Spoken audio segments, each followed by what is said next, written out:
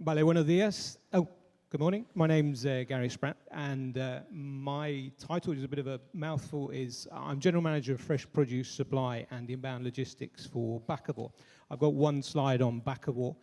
I suppose I wasn't here yesterday, but looking at the agenda, I'm probably the person that is going to speak less about the technical, practical, operational aspects of water. I'm probably going to follow on more from where Antonio has picked up around some of the end users, companies like ourselves, and also the consumer, which perhaps gives a different perspective to some of the questions and challenges we've got. I've got some notes, basically, because I'm very capable of just carrying on talking and talking, and I need to keep within 10 minutes, so excuse me for that.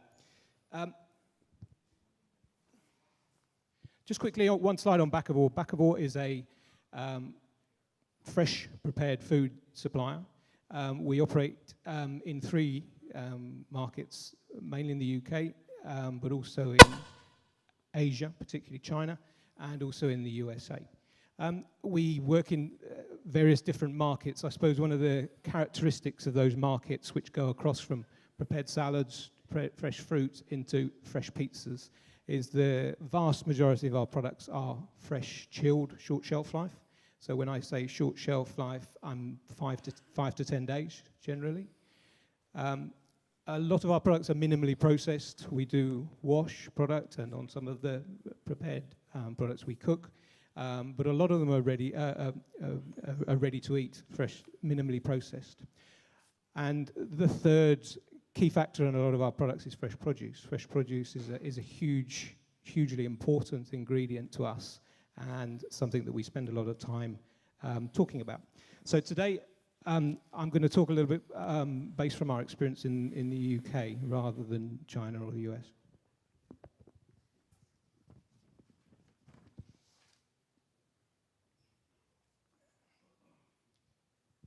In simple terms, where do we sit within the supply chain? We sit sort of fairly in the middle, really, between the primary producer, a lot of whom are represented here today, through to the grand distribution and retail. We are a company an added value company. We add value to products. Traditional supply chains are becoming increasingly complex. I think we can see that. Oops. We are having a few problems today with my PowerPoint. So on the right is a sort of modern supply chain coming into a business like some of our factories, where in some of them we would be assembling ingredients with 80 different fresh produce items every day. That creates us some challenges and some problems. In Bakkavor, our chosen way of working is to try and go as low down the supply chain as possible. We are not producers, we are not farmers, but within our team, we're a multidisciplinary team, including a team based here in Spain. Spain is a very important source of raw materials for us. We do have agronomists, technologists, auditors, and our aim is to, although we don't drive tractors and farm, to get as close to farming as possible and really understand some of the issues associated with that. So, within the world of water, although we're not primary producers, the subject of water is becoming an increasingly important part of the considerations on how and where we buy produce. And it's not only us. A lot of the companies, a lot of our customers, we do a lot of large retailers, they are similarly putting a lot of effort and concern into this. Some of that is, as Antonio said, is around brand protection, and we need to be clear about that. Okay? So water affects key areas, and we've summed this up in what we call a responsible sourcing pillar. So how do we source responsibly our products? It's not only about water, but water hits a number of these different things. So commercial risk, threat and vulnerability analysis. If growers do not have water, they cannot produce. If they do not have water of the right quality, they cannot produce the right type of product or the right volume of product, which again, from our point of view, is a risk. The quality of the water, we have a bit of a fixation about micro. Obviously, a lot of our products are minimally processed, so the microbiological risk is one thing, but also things like salinity and effect that the water can have on the finished product is a consideration. And then finally, the sustainability of the supply chains, which is becoming an increasingly important consideration to ensure that the supply chains are sustainable over time. And when we talk about that, we're not talking necessarily about individual growers, but we're talking about whole regions. There's things in the news about the whole areas of California where aquifers are being exploited in very deep wells, areas where we're heading towards an unsustainable position. So I'm not doing very well juggling all of this in one hand. That's not good. So what's coming out and what's going to be the sort of key theme which a lot of companies like ourselves and retailers is what we call security of supply and resilient supply chains. Resilient supply chains that are able to withstand battering issues, problems, and able to survive. That is something which is becoming increasingly important. I also wanted to mention an important part about trust in the supply chains. Yeah, and this is an example which has nothing to do with water. It's around the contamination of food products with horse meat, which you might say, what's that got to do with this? I think it's a clear example of where trust in supply chains actually broke completely. Yeah, let's be clear. Eating horse meat is not a food safety issue. It is not a technical issue. Horse meat is eaten in lots of places of the world and it's quite delicious.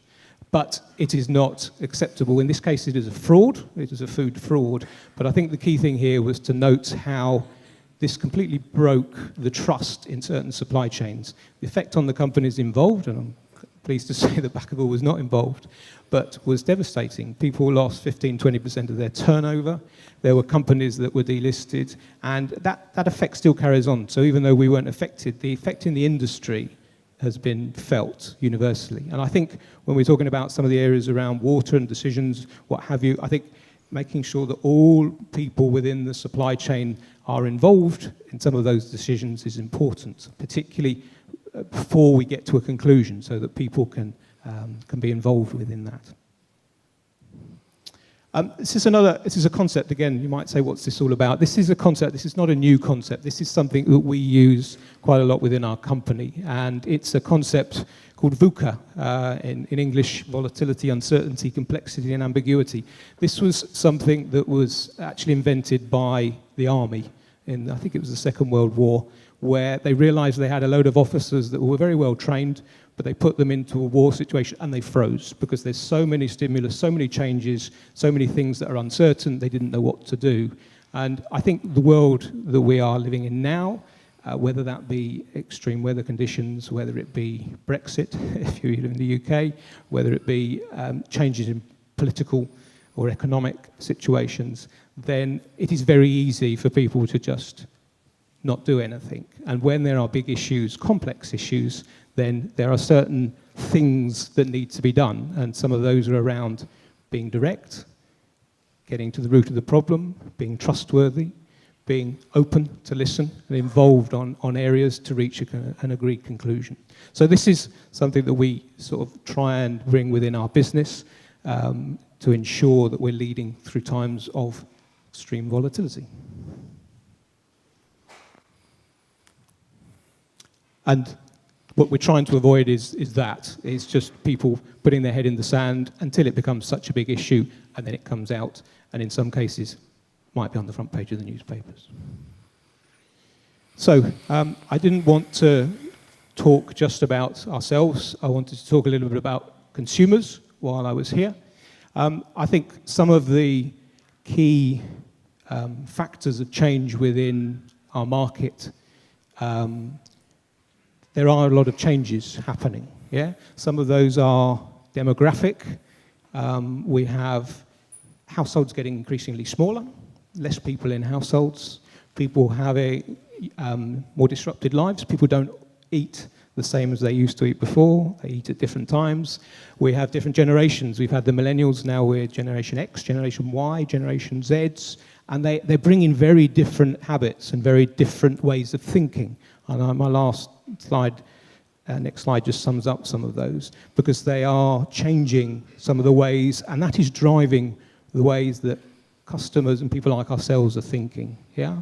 So if you look in the UK, the huge trend towards reduction in meat there's suddenly veganism and meat alternatives is becoming a huge, and it's driven by a lot of these younger generations. So I just wanted to bring that in. I'm sure that's a lot of good news for a lot of people here growing fresh produce. The other thing is people are more experimental, people are more informed. Online shopping is changing the way, so things get out there very, very quickly. Yeah, so whether that's good or bad. Right. So what I've done, I've just brought along just to emphasize some thoughts. This is a survey that was done, I think, beginning of this year, and it's the first real survey to talk around what the young people, Generation Z, are people that are between 18 and 25. Okay, so you might say, well, that's not the whole population. This survey was taken from 50,000 people around the world, including Africa, Australia, US, and Europe. And I've put up here, of the top 10 concerns, I've put up the top 6, which I think just indicates some of the future things that are going to be pushing the markets to respond to. So number 1, climate change will be the biggest threat to the world. It is now, and in the next decade it will be even more.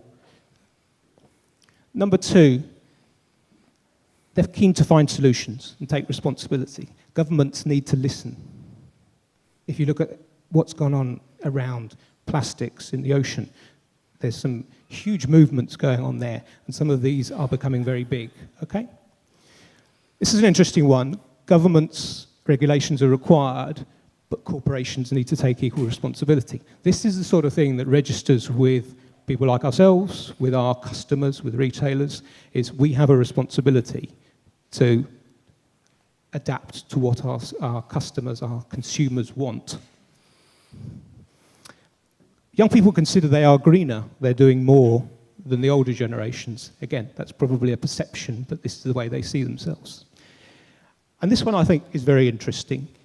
31% said they have actually boycotted companies that were not sustainable, but they are definitely prepared to do that. If they see something that is not sustainable, they will take action with their feet.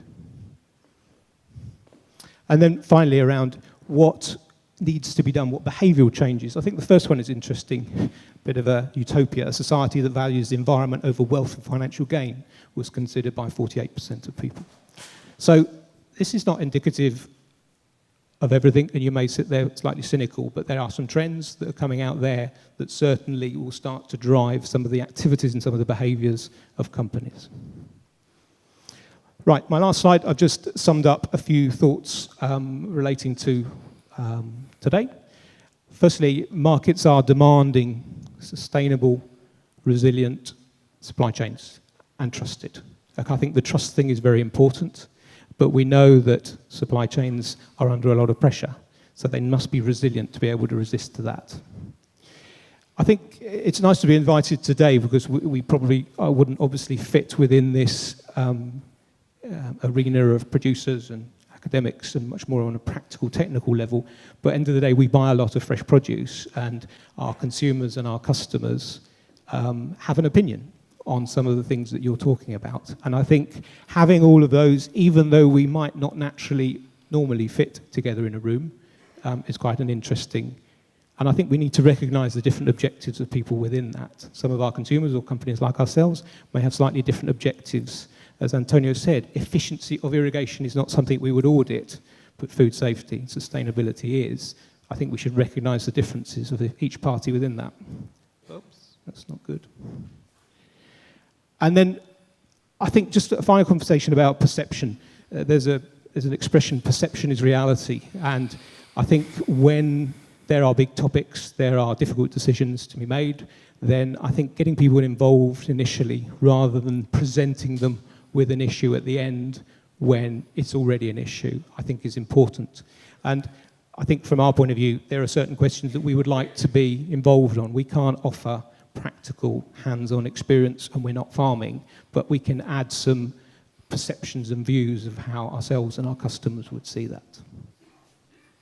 Because at the end of the day, it's all going to affect us. That's it. Thank you very much.